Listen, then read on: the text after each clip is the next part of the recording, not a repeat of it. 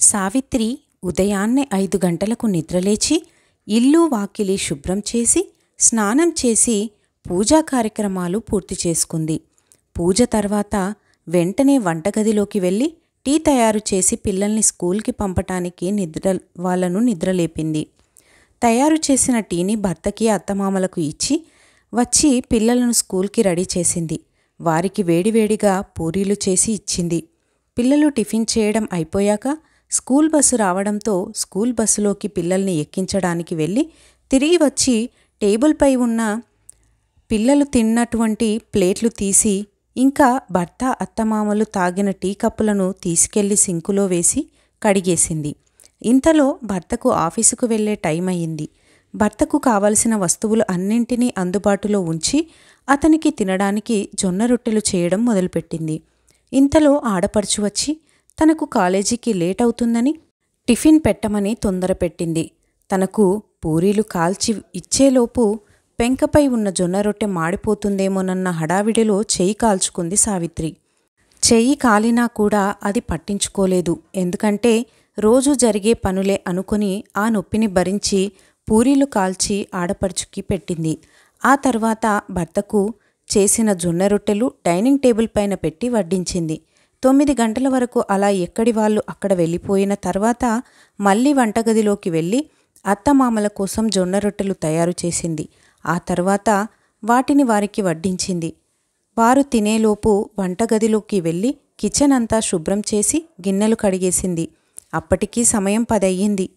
ఆ తర్వాత అందరూ వదిలేసిన బట్టలని వాషింగ్ మిషన్లో వేసి తను తినడానికి వెళ్తుంది. ఇంతలో బెల్ మోగింది. ఎవరా అని చూస్తే తన పెద్ద ఆడపడుచు పిల్లలతో సహా ఇంటికి వచ్చింది. వారికి టీ ఇంకా టిఫిన్లు చేసి వడ్డించింది.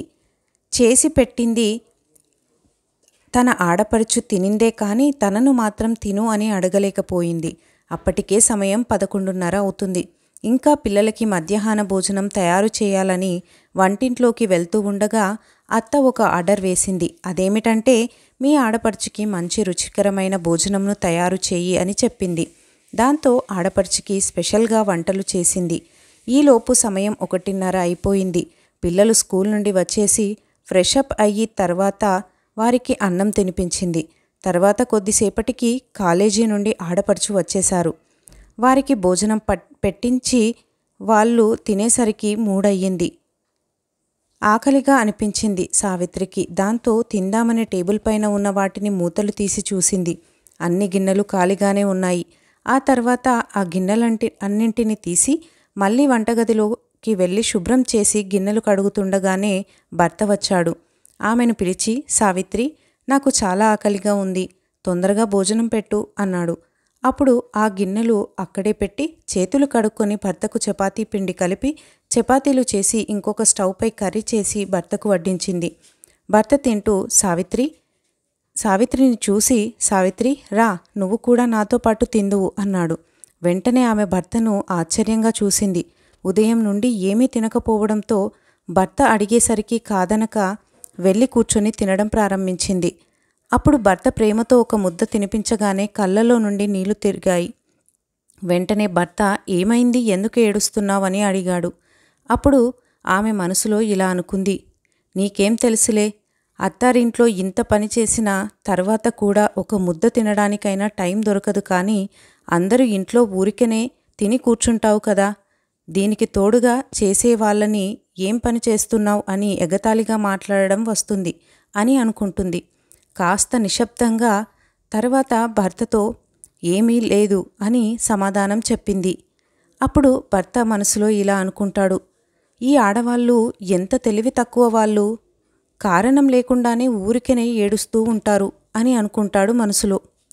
ఏ ఉద్యోగం చేయకుండా ఇంటి దగ్గర ఉండి అన్ని పనులు చూసుకుంటూ అందరి బాగోగులు చూసుకొని జీతభత్యము లేని ఒకే ఒక జీవి స్త్రీ.